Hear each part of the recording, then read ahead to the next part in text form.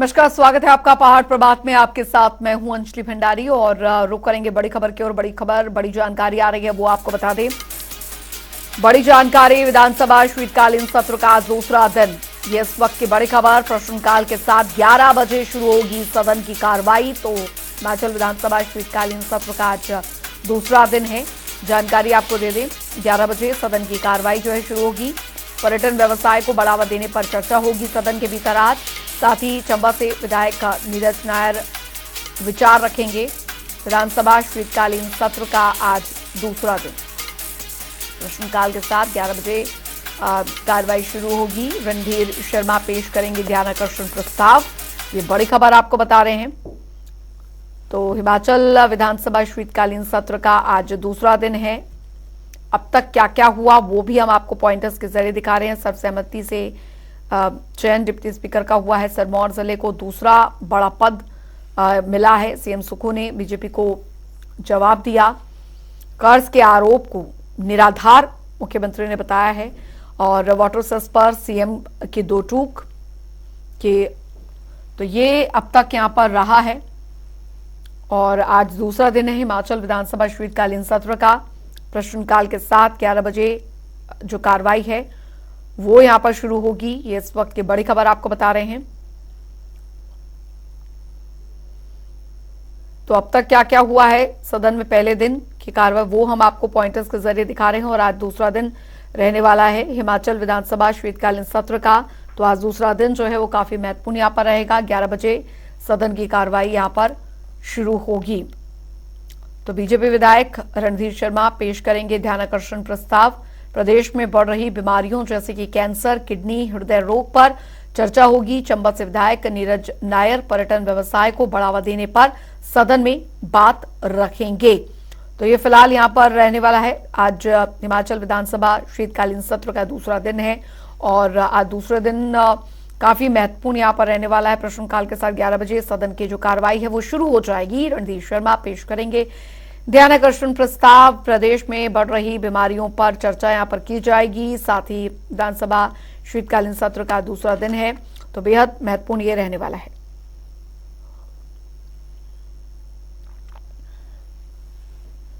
तो हिमाचल विधानसभा शीतकालीन सत्र का दूसरा दिन कई मायनों में अहम रहने वाला है। कई महत्वपूर्ण मुद्दों पर चर्चा आज सदन के भीतर की जाएगी। प्रश्नकाल के साथ 11 बजे सदन की कार्रवाई शुरू होगी। वहीं अब तक क्या कुछ हुआ है वो भी पॉइंटर्स के जरिए हम आपको यहां पर दिखाते चल रहे हैं।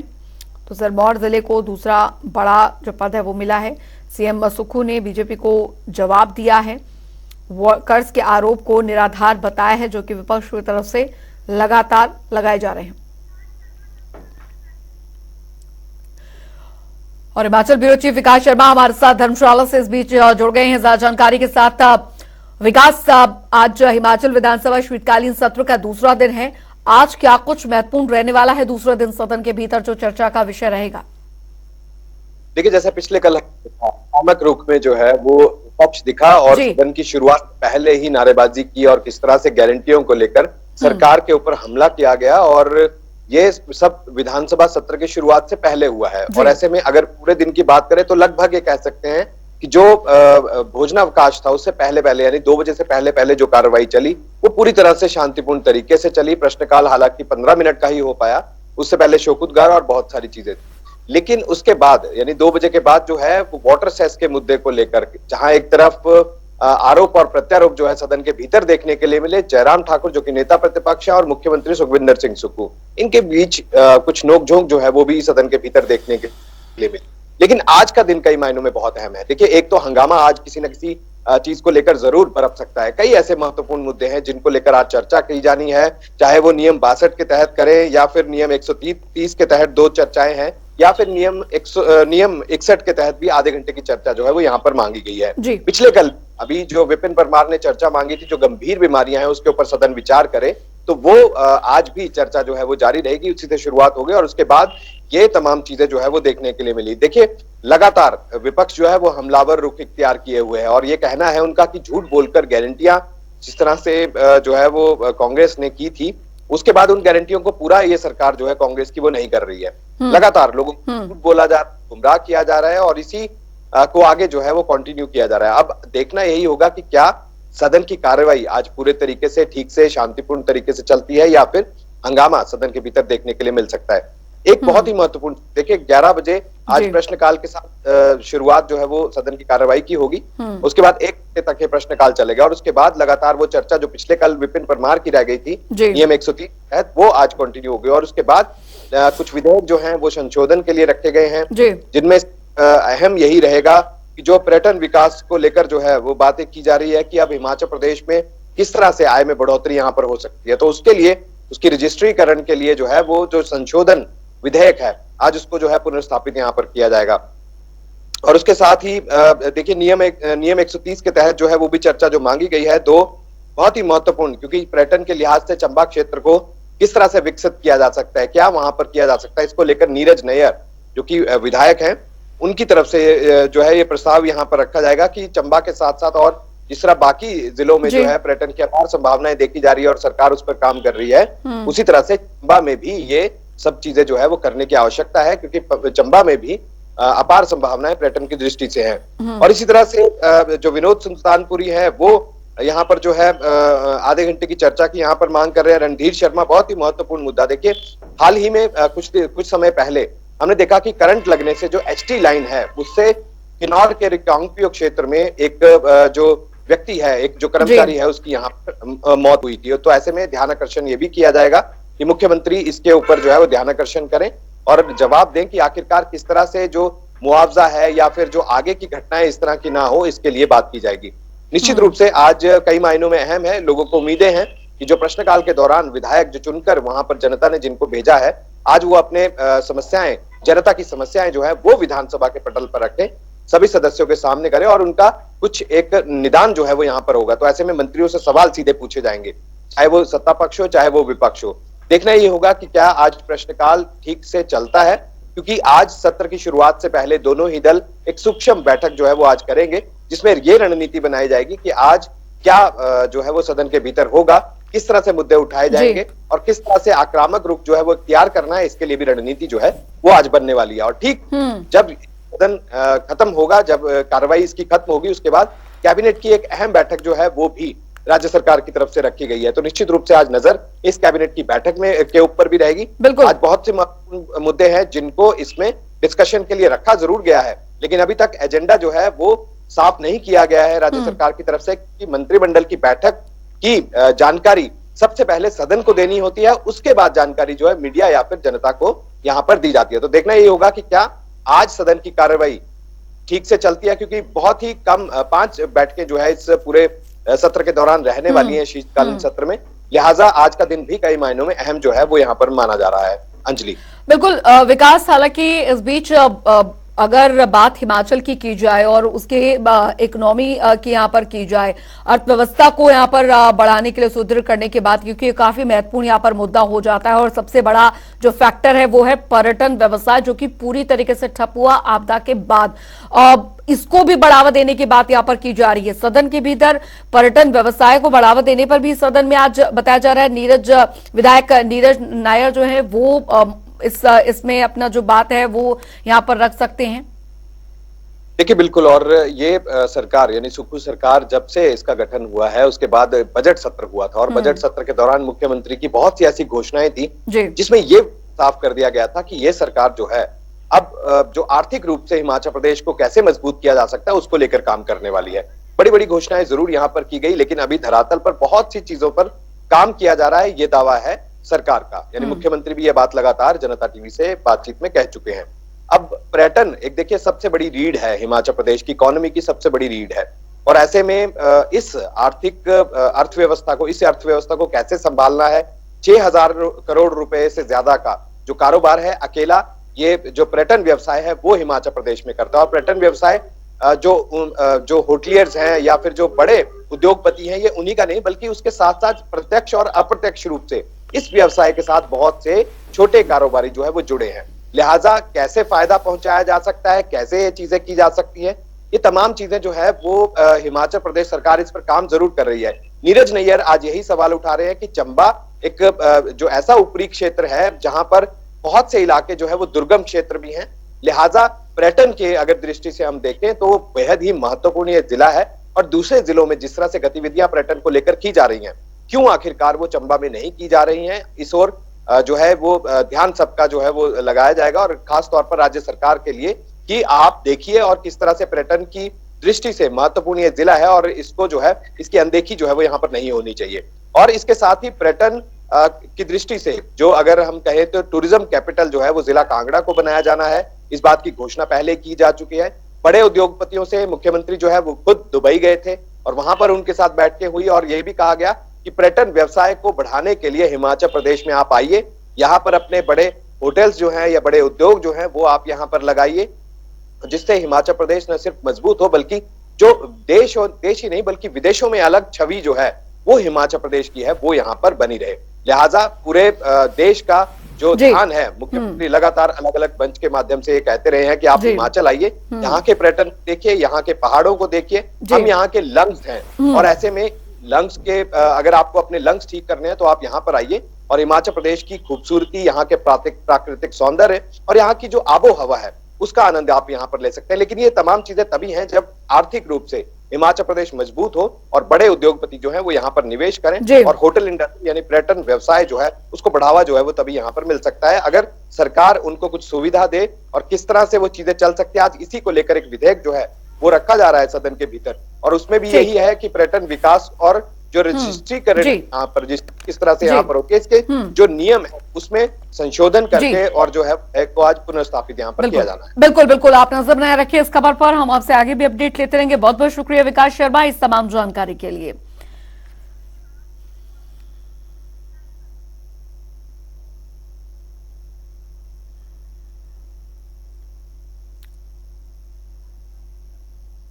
तो हिमाचल विधानसभा शीतकालीन सत्र का दूसरा दिन है। काफी महत्वपूर्ण मुद्दे आज सदन के भीतर चर्चा का विषय यहां पर रहने वाले हैं। बढ़ेंगे आगे, आपको बता दें कि हिमाचल विधानसभा के शीतकालीन सत्र की शुरुआत बीजेपी के विरोध प्रदर्शन के साथ हुई। सदन की कार्रवाई से पहले बीजेपी ने सदन के बाहर प्रदेश की सुक्खू सरकार के खिलाफ जमकर नारेबाजी की। वहीं दूसरी ओर सदन में भी पक्ष और विपक्ष के बीच आरोप प्रत्यारोप का दौर जारी रहा। तो इस पर सीएम सुक्खू ने जवाब देते हुए कहा कि बीजेपी नेताओं को केंद्र जाकर सरकारी उपक्रम कंपनियों की तरफ से वाटर सेस पर की गई याचिका को वापस लेने पर बात करनी चाहिए। भाजपा प्रदर्शन तो करती रहेगी क्योंकि उनको, मुझे लगता है अभी भी जब वो विधानसभा में बात कर रहे थे, हम रिप्लाई दे रहे थे, बार बार उनके पूर्व मुख्यमंत्री उठ खड़े हो रहे थे और जो बात हम पूछ रहे थे उसका जवाब नहीं दे रहे थे।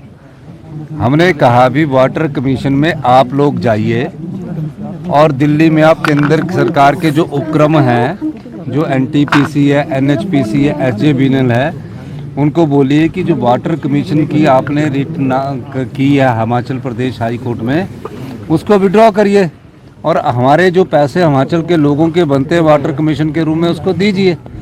जबकि उत्तराखंड में उन्होंने कोई रिट नहीं की, वहाँ भी एनटीपीसी है, टिहरी डैम है, उसमें खड़े होकर बोल रहे हैं ये कोई बात है। तो मैंने उनको कहा कि आप इसमें जाइए, तो उनको थोड़ा सा हर चीज़ का दर्द होता है ना, जब थोड़ा बहुत दुख होता है तो वो दुखी मन से क्या कहना है वो नहीं, अपनी बात को टालने की कोशिश करते हैं। उधर रेणुका के विधायक विनय कुमार हिमाचल विधानसभा के नए उपाध्यक्ष बनाए गए हैं। बता दें कि विधानसभा उपाध्यक्ष पद की जिम्मेदारी मिलने के बाद विनय कुमार ने प्रेस वार्ता की। उन्होंने कहा कि आमतौर पर ऐसा कहा यह जाता है कि सिरमौर एक पिछड़ा हुआ क्षेत्र है, लेकिन जिस तरह से वर्तमान सुक्खू सरकार में सिरमौर को प्रतिनिधित्व मिला है उससे सिरमौर के क्षेत्र में विकास को और गति मिलेगी। साथ ही उन्होंने कहा कि उनके स्वभाव के बारे में सभी विधानसभा के सदस्य वाकिफ हैं, कभी उनका किसी से कोई विरोध नहीं रहा है। ऐसे में सभी को ये भरोसा होना चाहिए कि उनके साथ कभी किसी तरह का भेदभाव नहीं किया जाएगा।